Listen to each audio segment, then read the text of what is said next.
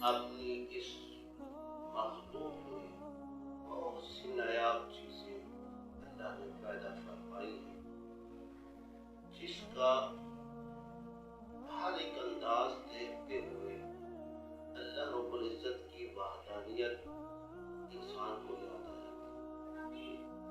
اللہ رب العزت کی قدرت یہ دیکھیے، اس نے ایک ایسا پرندہ بنایا جس پرندے کو انگریزی میں آرٹک ٹرن کہتے ہیں، جس کی اپنے پورے سال کی زندگی میں وہ 24 لاکھ کلو میٹر دور جو ہے، یعنی وہ سفر کرتا ہے، یعنی 24 لاکھ کلو میٹر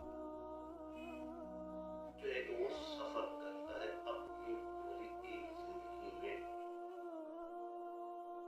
یعنی ایک چھوٹا سا پرندہ، یوں سمجھیے کہ مغرب سے مشرق، مشرق سے مغرب، شمال سے جنوب، جنوب سے شمال، مشرق مغرب، چاروں سمتوں میں چکر لگائے تو وہ اپنی ایک پرواز میں ایک سال کے اندر وہ چاروں سمتوں کا چکر لگا۔ اس پرندے کو دیکھتے ہوئے اللہ رب العزت کی حکمت اور اس کی قدرت کی کمال نظر آتا ہے۔ چھوٹے سے پرندے اسے کون ڈائریکشن بتا رہا ہے کہ اس سائڈ مشرق ہے، اس سائڈ پہ مغرب ہے، اور وہ کس طریقے سے اپنے آپ کو مینٹین کرتا ہے، اسی میں آرام بھی کر لیتا ہے اور پھر اسی میں جو ہے کہ کھا پی لیتا ہے اور سفر بھی کرتا رہتا ہے۔ یعنی اس پرندے کو اللہ تعالیٰ نے بہت سی مہارت سے، بہت سی حکمتوں سے نوازا۔ اگر اس کے اندر انسان غور کرے، اس چھوٹی سی تخلیق میں اللہ نے کتنی حکمتیں پوشیدہ رکھی۔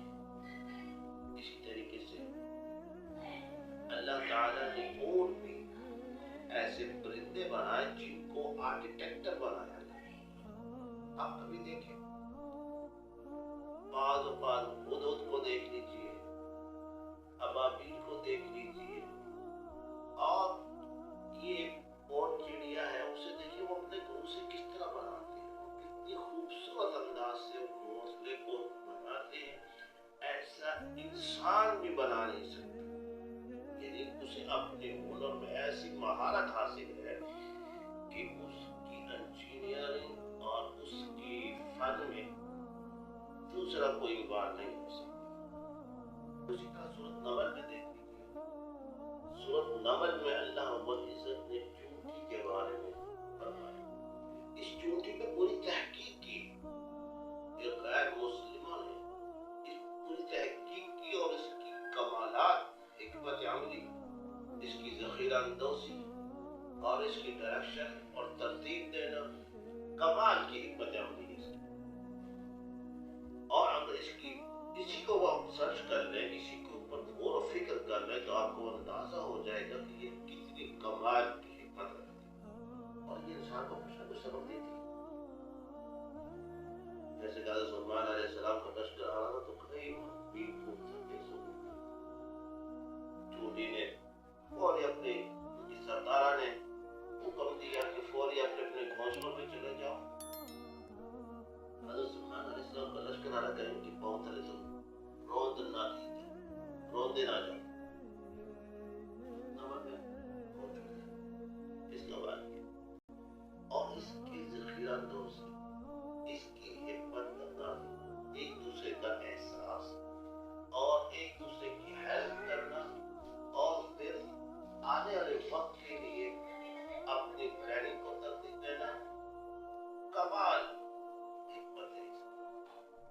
اور یہ اپنے سردار کے حکم کے تابع چلتے ہیں، اور قائلین میں بھی آفت آ جائے، سب مل جل کر ایک دوسرے کا دکھ پر بانٹتے ہیں۔ اور انسان آج کے دور میں انسان اخلاقی پہلوؤں سے کتنا دور چلا گیا، احساس انسان کے پرتی ختم ہوتا چلا جا رہا۔ اسی حقوق اللہ، حقوق العباد کے بارے میں اللہ حقوق اللہ میں اتنی پرکش نہیں ہے، اللہ نے فرمایا کہ میرے حقوق ادا کر دیے تو میں رب ہوں، میں چاہوں تو معاف کر دوں، میں چاہوں تو اس کی گرفت کر دوں، لیکن حقوق العباد میں کسی طرح معافی نہیں جب تک بندہ نہ معاف۔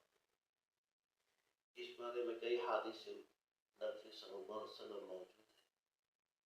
حقوق العباد پہ آپ صلی اللہ علیہ وسلم نے بہت زور دیا۔ آج کے اس معاشرے میں ہم دیکھیں تو کیا ہمیں نظر آتا ہے حقوق العباد میں کوئی چیز؟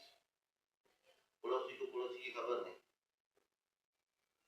گھر کے اندر بھی ایک دوسرے کا احساس نہیں، چھوٹے کو بڑے پر رحم نہیں، بڑوں کو چھوٹوں پر رحم نہیں، نہ بڑے چھوٹوں کو شفقت کرتے ہیں، نہ بڑے جو ہے وہ چھوٹوں کو شفقت کرتے ہیں، چھوٹے جو ہے تو بڑوں سے بد اخلاقی سے پیش آتے ہیں۔ یہ تمام چیزیں